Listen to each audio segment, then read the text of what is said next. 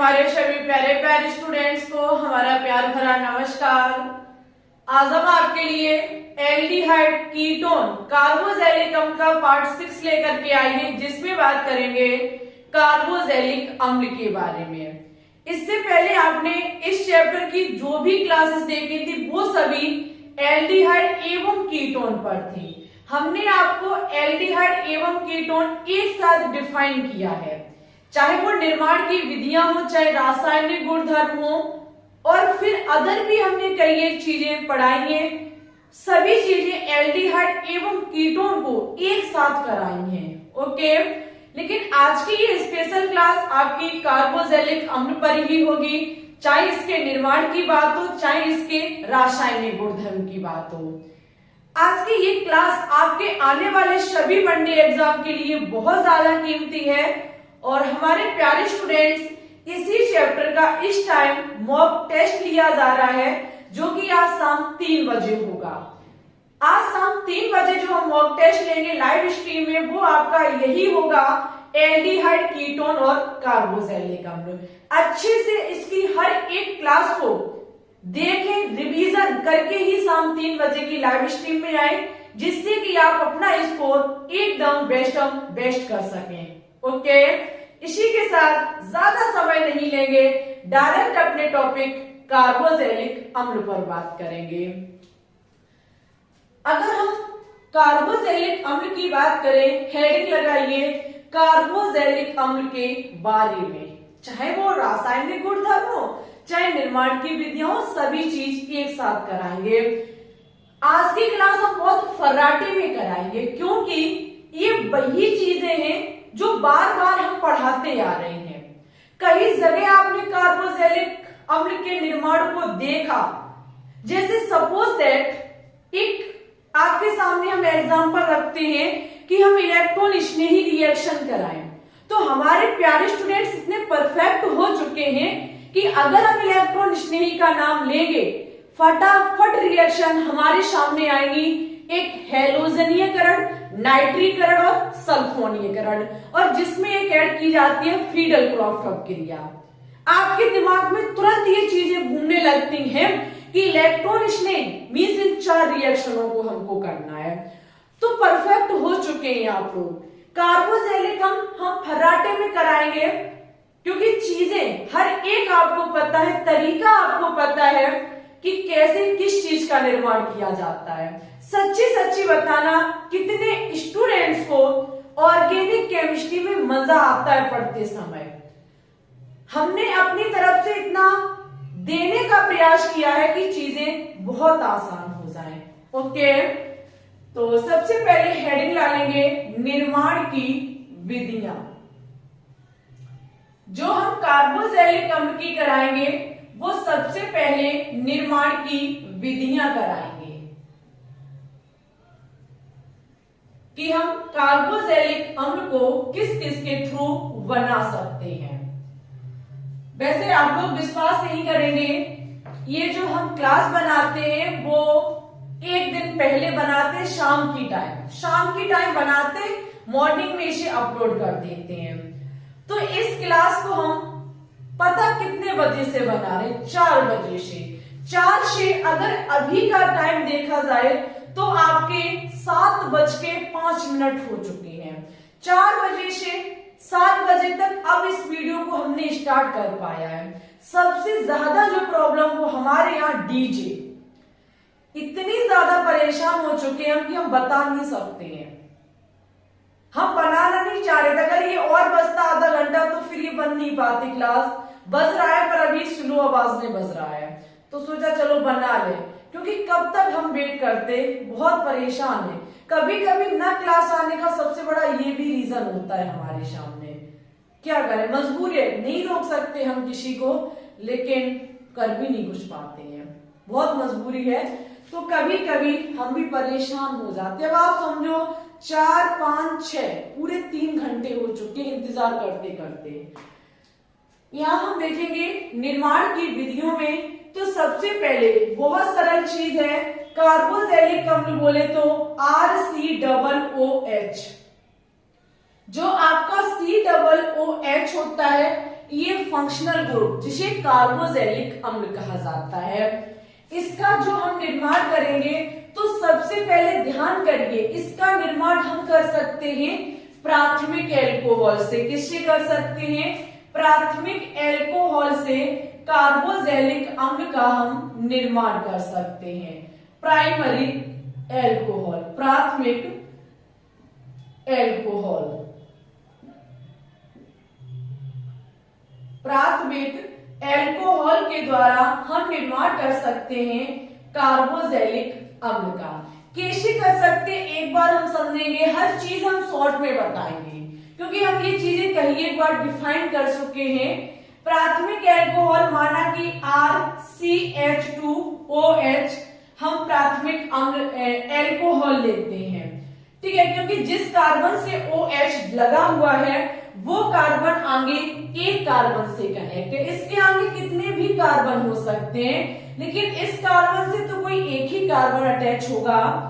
इससे हम क्या काम कर सकते हैं? प्राथमिक एल्कोहल में हम जो काम में लाएंगे हैं वो है हमारा प्रोवल ऑक्सीकारक KMnO4, प्रोवल ऑक्सीकारक।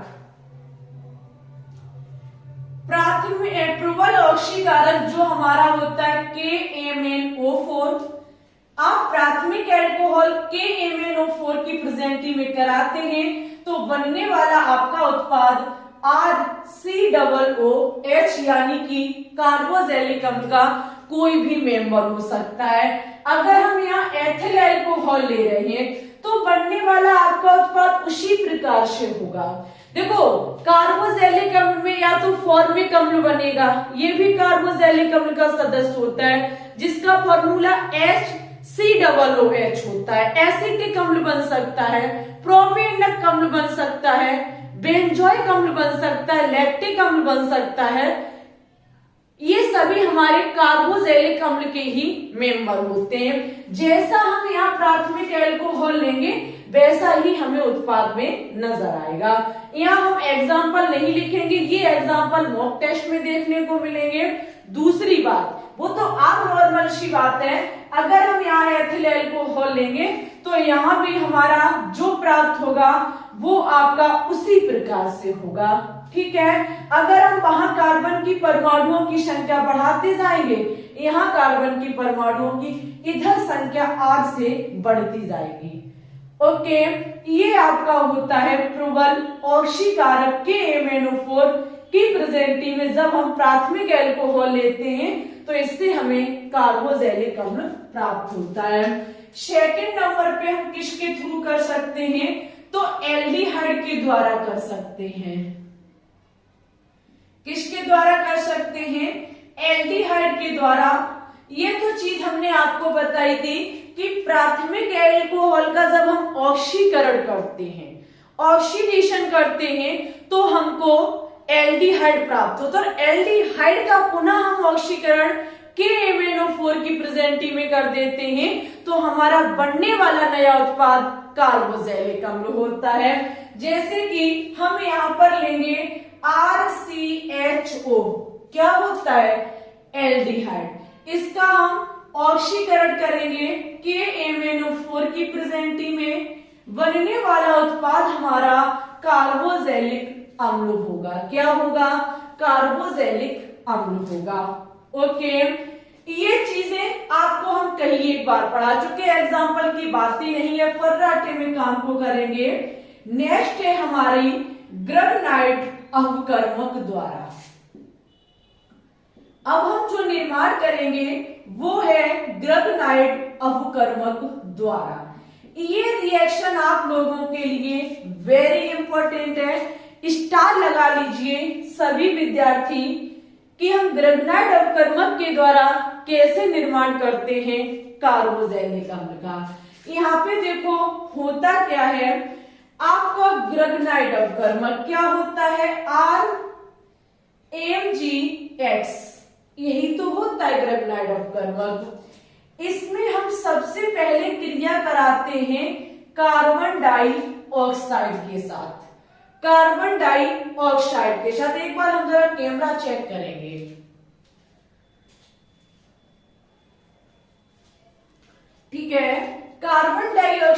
साथ कराते हैं और उसके बाद सेकंड हम इसका जल अपघटन करा देते हैं। क्या करा देते हैं? जल अपघटन करा देते हैं। बनने वाला उत्पाद हमारा RCOOH यानी कि कार्बोजेनिक अम्ल होगा। ये चीज हमने कभी एग्जाम्पल से नहीं समझाई, एक बार शब्द क्रिया को समझेंगे। जैसे कि हम यहाँ एग्जाम्पल लेते हैं, एग्जाम्पल है हमारा CH3, जो हमने R की जगह पर कार्बन का ग्रुप लिया है, MgX की जगह माना कि हमने Br लिया है। ठीक है, सबसे पहले जो हम क्रिया कराएंगे वो किसके साथ कराएंगे? कार्बन डाइऑक्साइड के साथ कराएंगे। जो एक नॉर्मल सी बात जो बहुत चिल्ला चिल्ला के बता चुके हैं कि हमारे प्यारे स्टूडेंट्स, यहाँ पर जब ग्रगनाइड अवकर्मक में बॉन्ड टूटता है तो कार्बन और मैग्नीशियम के बीच का टूटता है। ठीक है, ये आपका पार्शियल नेगेटिव, ये पार्शियल पॉजिटिव और ये भी आपका पार्शियल नेगेटिव होता है। इनके बीच का जब बॉन्ड टूटेगा तो ये कार्बन जाएगा इस कार्बन के पास। क्यों? क्योंकि ये पार्शियल नेगेटिव हो गया, यहाँ ये प्लस होता है ऑक्सीजन पर, पार्शियल नेगेटिव होता है, तो ये नेगेटिव हिस्सा किसके पास जाएगा? पॉजिटिव हिस्से के पास जाएगा। जाएगा कि नहीं जाएगा? बिल्कुल जाएगा। तो यहाँ पर क्या होगा, इस कार्बन से एक तो डबल बॉन्ड O लगा, अब यहाँ कौन लगेगा आकर के? CH3 ब्रेक हो करके यहाँ लगेगा आकर के, इधर ये डबल बॉन्ड ऑक्सीजन पर माइनस हो जाएगा। ऑक्सीजन पर जैसे ही माइनस हुआ, Mg प्लस Br से यहाँ के हटा करके MgBr बना लेगा आकर के। ठीक है, समझे ऐसे कैसे हुआ? हमने ग्रगनाइड अवकर्मक लिया, इसकी सबसे पहले क्रिया कार्बन डाइऑक्साइड के साथ कराई, जहां पर आपको पता है कि ग्रगनाइड अवकर्मक कार्बन और मैग्नीशियम के बीच का बॉन्ड टूटता है। जब इसके बीच का बॉन्ड टूटेगा तो कार्बन जाएगा इस कार्बन के पास, क्योंकि ये पार्शियल पॉजिटिव, ये पार्शियल नेगेटिव हो जाता है। ठीक है, तो जब ये यहाँ जाएगा तो ऑक्सीजन पर पार्शियल नेगेटिव आ जाएगा, इसके नेगेटिव के पास यहाँ MgBr आकर के जुड़ जाएगा। अब इसका क्या होगा? इसका होगा जल अपघटन। क्या होगा? जल अपघटन होगा, जिसमें इसके बीच का बॉन्ड जो है, इसमें क्या होगा?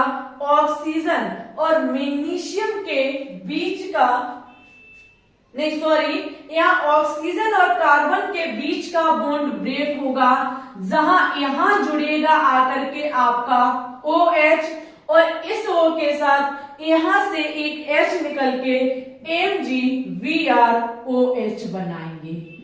ठीक है, यहां से आपका क्या निकलेगा?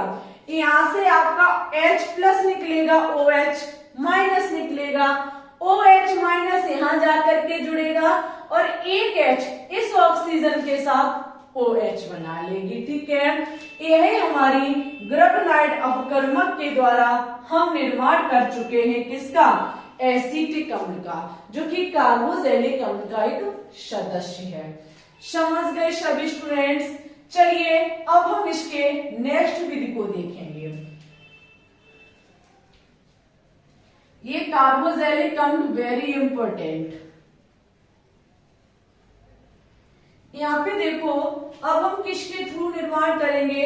अब हम देखेंगे, एक चीज और ध्यान में रखना कि ग्रगनाइड अपकर्मक के द्वारा कभी भी फॉर्मिक अम्ल का निर्माण नहीं किया जा सकता है, क्योंकि वहां पे जब हम ग्रगनाइड अपकर्मक लेंगे तो कार्बन का समूह आपका CH3 पहला ही लिया जाएगा और फॉर्मिक अम्ल HCOOH होता है।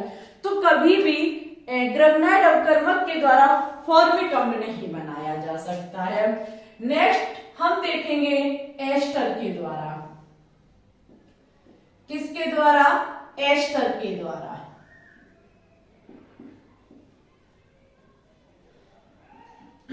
एस्टर हमारा होता है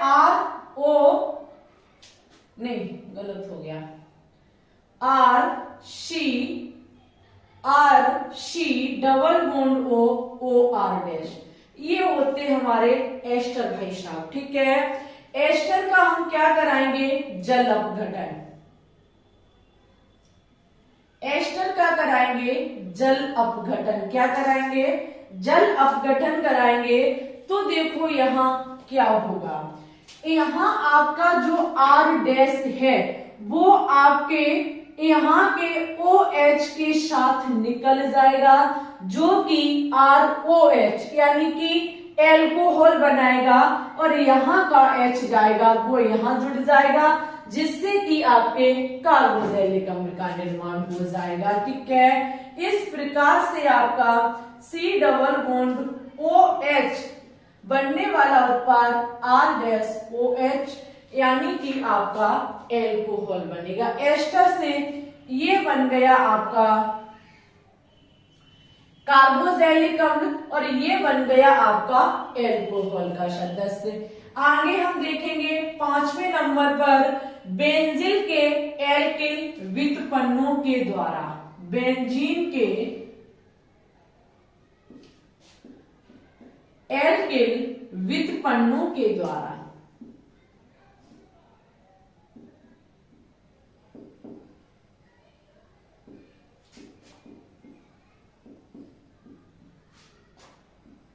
बेंजीन के एल्किल व्युत्पन्नों के द्वारा हम कैसे निर्माण कर सकते हैं कार्बोक्सिलिक अम्ल का।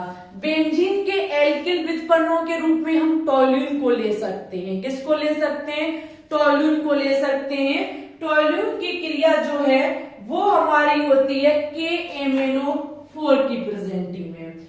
ये समझिए यहां होता है, ये रहा आपका टोल्यून। इसकी क्रिया जब हम KMnO4 की प्रेजेंटिंग में कराते हैं, बस इतना याद रखना, बनता है आपका कार्बोक्सिलिक। क्या बनता है, बनने वाला उत्पाद आपका कार्बोक्सिलिक अम्ल, जिसका नाम होता है बेंजोइक अम्ल। क्या होता है, बेंजोइक अम्ल, ठीक है। जब हम टोल्यून की क्रिया क्षारीय KMnO4 की उपस्थिति में कराते हैं तो आपका क्या बनता है, बेंजोइक अम्ल, जो कि कार्बोक्सिलिक अम्ल का एक सदस्य होता है, ठीक है। चलिए अब हम देखेंगे नेक्स्ट रिएक्शन, जिसके थ्रू हम निर्माण कार्बोक्सिलिक अम्ल का ही करेंगे। एस्टर के द्वारा, बेंजीन के एल्किल व्युत्पन्नों के द्वारा। ये छोटी छोटी रिएक्शन है आपके लिए, क्योंकि आपने अपने पीछे बहुत बड़ी बड़ी रिएक्शनों को पढ़ रखा है। नेक्स्ट है हमारी अम्ल क्लोराइड का अपघटन। नेक्स्ट है अम्ल क्लोराइड का जल अपघटन।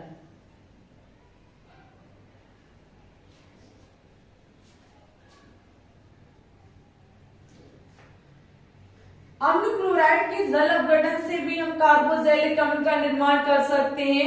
अम्ल क्लोराइड क्या होता है, RC डबल बॉन्ड OCl। ये चीज तो हम आपको एक बार बता चुके हैं। ये होता है आपका अम्ल हैलाइड, चाहे हम आपका कह रहे हैं अम्ल क्लोराइड। अम्ल क्लोराइड का हम कराते हैं जल अपघटन। क्या कराते हैं, जल अपघटन। यहां से H प्लस और OH माइनस निकलेगा। H प्लस Cl माइनस के साथ HCl बनाएगा, और ये OH यहां जाकर के आपके कार्बोक्सिलिक अम्ल का निर्माण करेगा, ठीक है। अम्ल क्लोराइड के जल अपघटन से भी हम निर्माण कर सकते हैं कार्बोक्सिलिक अम्ल का। नेक्स्ट रिएक्शन है हमारी सैलिसिलिक अम्ल से। हम निर्माण कर सकते हैं सैलिसिलिक अम्ल से। सैलिसिलिक अम्ल द्वारा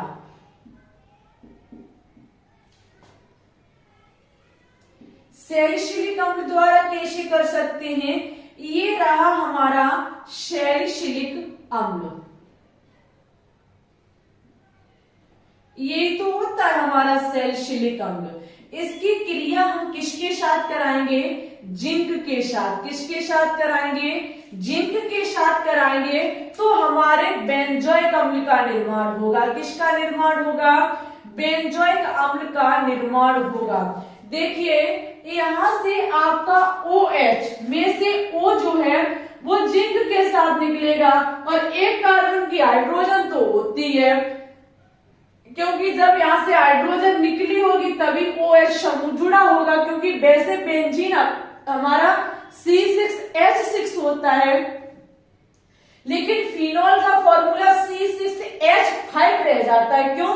क्योंकि एक हाइड्रोजन हटी और OH जुड़ गया। तो यहां से एक हाइड्रोजन हटी होगी तभी तो OH जुड़ा होगा, तो वो पूर्ति ये फिर हाइड्रोजन कर देगा उसकी, और यहां से आपका जिंक ऑक्साइड बाहर निकल जाएगा। ठीक है, ये होता है सैलिसिलिक अम्ल के द्वारा कार्बोक्सिलिक अम्ल का सदस्य बेंजोइक अम्ल का निर्माण। ओके, सभी स्टूडेंट्स इसकी स्क्रीनशॉट ले लेंगे।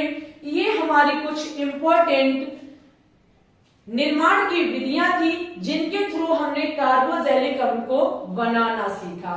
अब हम देखेंगे कार्बोक्सिलिक अम्ल के रासायनिक गुणधर्म।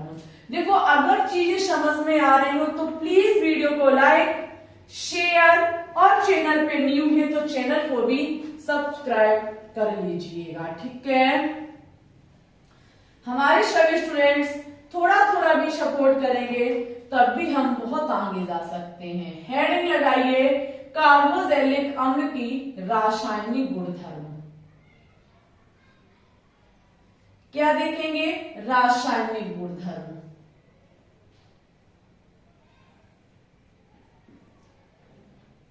रासायनिक गुणधर्म में अगर हम देखें तो सबसे पहले रिएक्शन देखेंगे जो कि है हमारी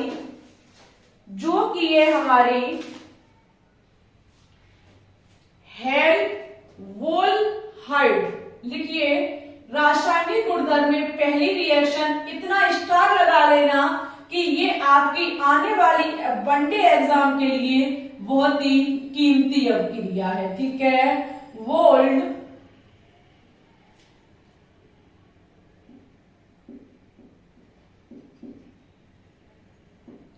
जेलिंस्की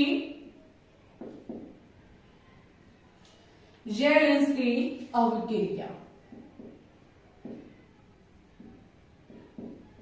जितना कठिन नाम, अभिक्रिया भी उतनी ही सरल है। यहां पर रासायनिक गुणधर्म में हम पहली अभिक्रिया पढ़ेंगे हेल्वोल्हाइड जैलशिंकीकरण अभिक्रिया। ठीक है, जैलशिंकी अभिक्रिया। यहाँ पर ये अभिक्रिया बहुत सरल है। हम क्या काम करते हैं, यहाँ पर कोई भी कार्बोक्सिलिक अम्ल को उठा लेते हैं। हमने जो लिया वो एनसीईआरटी बुक का दिया हुआ लिया है। कार्बोक्सिलिक अम्ल की क्रिया हम Cl2 के साथ कराते हैं, लेकिन यहाँ पर ऐसा कार्बोक्सिलिक अम्ल लिया जाता है जिसमें अल्फा कार्बन हो। क्या हो? Alpha carbon. यहाँ आप फॉर्मिक अम्ल नहीं ले सकते हैं। ओके, यहाँ पर ये रहा फंक्शनल ग्रुप के पास वाला अल्फा कार्बन से जुड़ी हाइड्रोजन अल्फा हाइड्रोजन। यहां से आपको इस प्रकार से भी इस चीज को लिख सकते हैं। कल परसों की क्लास में हमने आपको बताया था कि अल्फा हाइड्रोजन बहुत ज्यादा सक्रिय होता है। यहाँ का अल्फा हाइड्रोजन यहाँ के एक Cl से HCl बना लेगा और यहाँ जुड़ेगा जाकर के आपका Cl। क्या जुड़ेगा जाकर के? Cl। ये है हमारी हेल्वोल्हाइड जैलशिंकी अभिक्रिया। कुछ नहीं होता है, जो आपका फंक्शनल ग्रुप लगा हुआ है उसके पास वाले कार्बन से एक अल्फा हाइड्रोजन से Cl कनेक्ट करनी है। Br होता तो Br को ले लेते। ठीक है, यही होती है हमारी क्या? हेल्वोल्हाइड जैलशिंकीकरण अभिक्रिया। ठीक है, अच्छा, अब हम नेक्स्ट देखेंगे रिएक्शन। देखो, हुंशी-डीकर अपक्रिया तो हम बता चुके, वही चीज बार बार समय बर्बाद होता है। हुंशी-डीकर अपक्रिया हम आपको समझा चुके हैं, ठीक है। कार्बोक्सिलिक अम्ल का हम क्या काम करते हैं, एजी के साथ जब क्रिया होती है तो सिल्वर लवण बनता है कार्बोक्सिलिक अम्ल का। ये चीजें हम आपको बता चुके हैं। चाहो तो हम एक बार फिर करा सकते हैं, चाहो तो कर लीजिए हुंशी-डीकर अपक्रिया।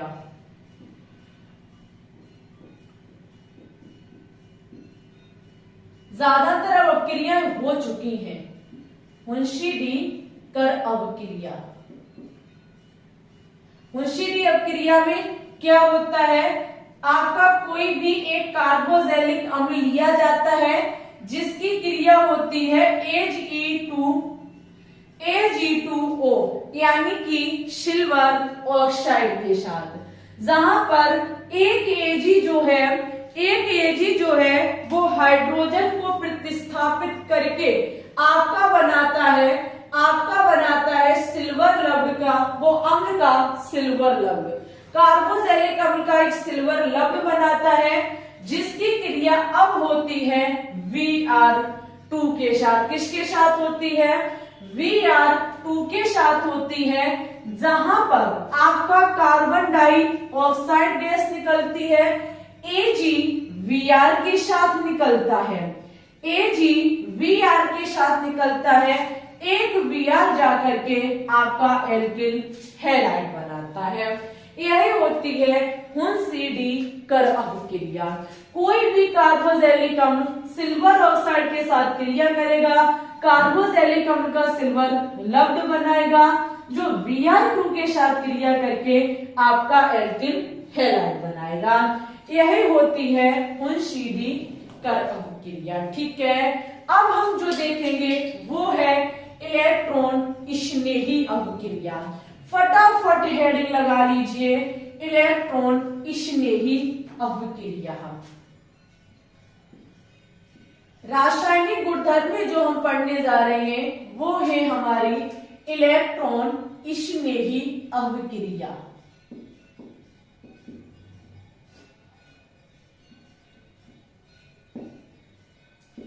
जैसे ही हम इलेक्ट्रॉन स्नेही का नाम लेते हैं, दिमाग में एक इमेज बनती है सभी विद्यार्थियों के कि मैम ने नाम लिया इलेक्ट्रॉन स्नेही, यानी कि जो इलेक्ट्रॉन से प्यार करता हो। इलेक्ट्रॉन से प्यार कौन करेगा, जो खुद प्लस है, और जो प्लस है वो माइनस के पास जाएगा। लेकिन आपने पीछे बहुत सारी रिएक्शनें पढ़ी, एल्कोहल में, फिनॉल में, ईथर में, कई में इलेक्ट्रॉनिक स्नेही अपक्रियाएं पढ़ी, तो वहां एक चीज थी, इलेक्ट्रॉन स्नेही क्रियाएं जब हम करा रहे थे तो हम अनुनाद समझा रहे थे, ध्यान करिए। और अनुनाद के ही थ्रू हमने जाना था कि आने वाला इलेक्ट्रॉन स्नेही जो है वो आपका या तो ऑर्थो पर लगेगा या पैरा पर लगेगा, मेटा पर चाह करके भी नहीं लग सकता है। ये चीज हमने आपको सिखाई थी, लेकिन यहाँ कुछ अलग होगा। यहाँ इलेक्ट्रॉन स्नेही में हम क्या काम करेंगे, अपने प्यारे कार्बोक्सिलिक का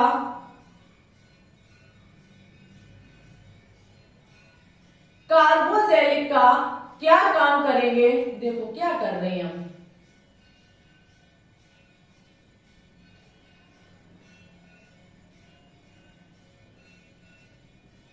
अपने प्यारे कार्बोक्सिलिक का क्या काम करेंगे, अनुनादी संरचनाएं बनाएंगे। क्या करेंगे, अनुनादी संरचनाएं बनेंगे।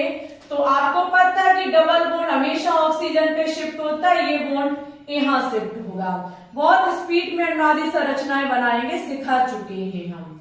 यहाँ जब अनुनादी संरचनाएं बनाएंगे तो आपको पता होना चाहिए बॉन्ड डबल हो जाएगा, सिंगल बॉन्ड O, इस पर माइनस आ जाएगा, यहां से इलेक्ट्रॉन गया, इस पर प्लस आ जाएगा, ठीक है।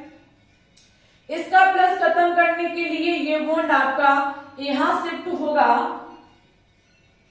जब ये यहां शिफ्ट होगा तो आपका ये बॉन्ड यहां बन जाएगा, और फिर फिर आपका क्या काम होगा, आने वाला प्लस आपका यहां होगा और यहां जैसे का तैसा ऊपर COH, ठीक है। फिर इसका प्लस खत्म करने के लिए ये आपका बॉन्ड यहां होगा, तो इस प्रकार से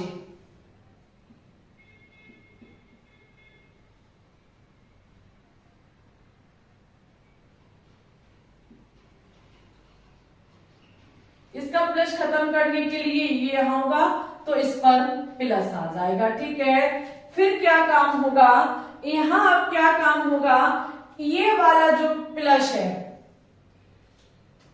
यहाँ पे ये बॉन्ड शिफ्ट हो गया, ठीक है। इसका प्लस खत्म करने के लिए ये हो गया, इसका प्लस खत्म करने के लिए ये हो गया।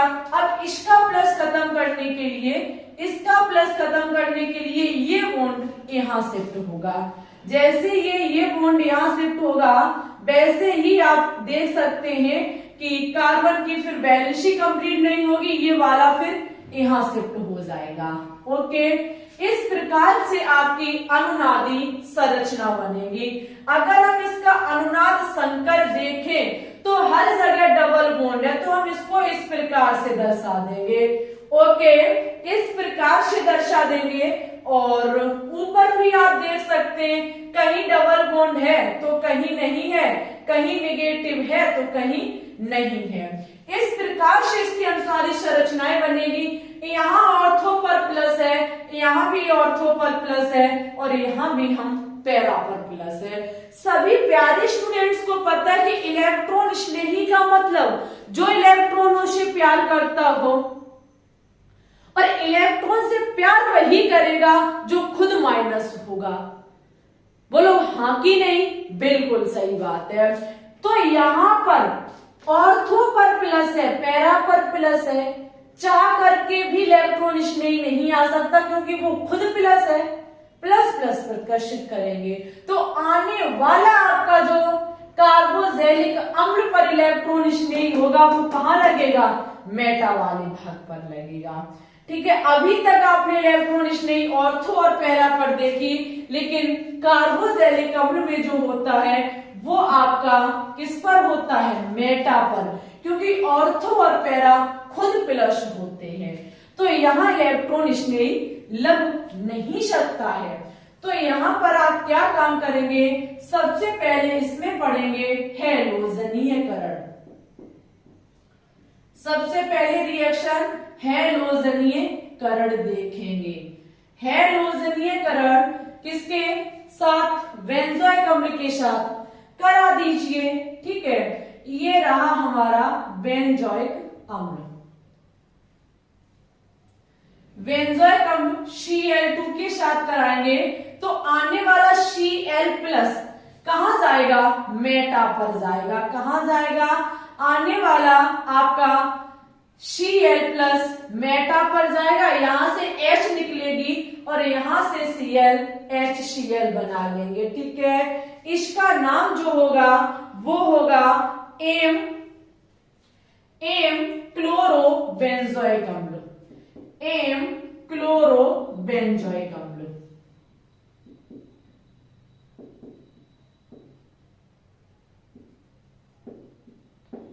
ठीक है। एम क्लोरोबेंजोइक अम्ल, ठीक है। यही अभिक्रिया आपकी आयरन या फिर आयरन के यौगिक के प्रेजेंटली में होगी। आगे हम देखेंगे इसी प्रकार से सल्फोनीयकरण, ये तो आप कर ही लोगे, सल्फोनीयकरण। इसमें एक चीज ध्यान रखनी है कि कार्बोक्सिलिक अम्ल में जो आपका लगता है जाकर के इलेक्ट्रॉन स्नेही, वो मेटा पर लगता है, ठीक है।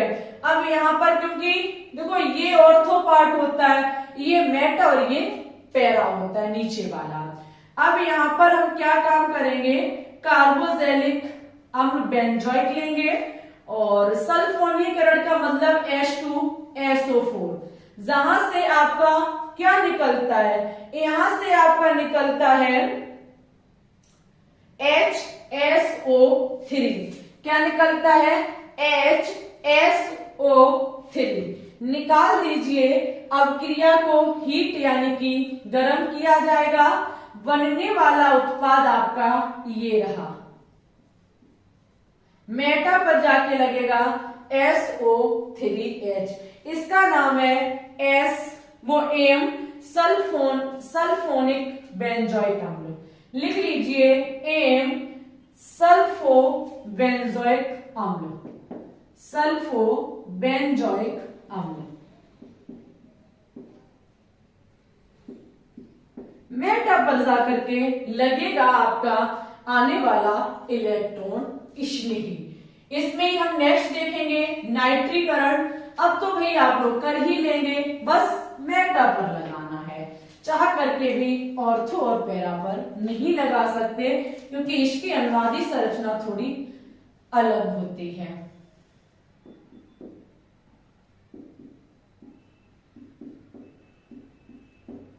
क्या देखेंगे? नाइट्रीकरण।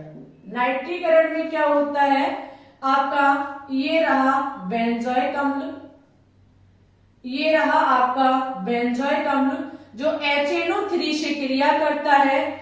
HNO3 से जब ये क्रिया करता है तो सभी को पता है HNO3 जो आपका इलेक्ट्रॉन स्नेही देता है वो होता है आपका NO2+, जो कहां लगेगा जाकर के? मेटा पर जाके लगेगा। कहां जाके लगेगा? मेटा पर जाकर लगेगा। ओके, मेटा पर जाके आपका NO2 लगेगा। इसका नाम है एम नाइट्रोबेंजोइक अम्ल।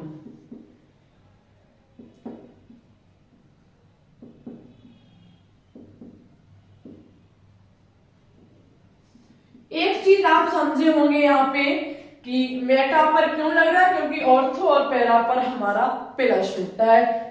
नोट में पॉइंट लिख लीजिए कि कार्बोक्सिलिक अम्ल में फ्रीडल क्रॉफ्ट क्रिया नहीं होती है। ओके, नोट कर लीजिए पॉइंट को कि बेंजोइक अम्ल हो, बेंजोइक अम्ल तो लेंगे ही, कार्बोक्सिलिक अम्ल का सदस्य इलेक्ट्रॉन स्नेही अपक्रिया कराएंगे, तो यहां पर आपका फ्रीडल क्रॉफ्ट अपक्रिया नहीं होती है। ओके, आज हमारा कार्बोक्सिलिक अम्ल के साथ साथ इस पूरे चैप्टर की समाप्ति होती है। अब हम क्लास 12 ऑर्गेनिक केमिस्ट्री के नेक्स्ट और लास्ट चैप्टर पे बात करेंगे, और यहीं पर हमारी क्लास 11th और 12th दोनों ऑर्गेनिक केमिस्ट्री फिनिश हो जाएंगी। ओके, और हमारे सभी प्यारे स्टूडेंट से रिक्वेस्ट है कि आज शाम 3 बजे लाइव लिया, वो लाइव टेस्ट लिया जाएगा एल्डिहाइड, कीटोन और कार्बोक्सिलिक अम्ल का। सभी विद्यार्थी अपनी प्रेजेंटी जरूर लगाएं आकर के।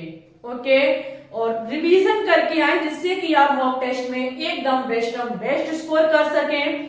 आज की क्लास आपको पसंद आई हो, कुछ नया सीखने को मिला हो, तो प्लीज वीडियो को लाइक, शेयर, और चैनल पे न्यू है तो चैनल को भी सब्सक्राइब कर लेंगे। ठीक है, आपको जहां चीजें समझ में ना आई हो, कोई प्रॉब्लम, तो हमसे शेयर कर सकते हैं। आपकी समस्या का समाधान मेरे द्वारा किया जाएगा।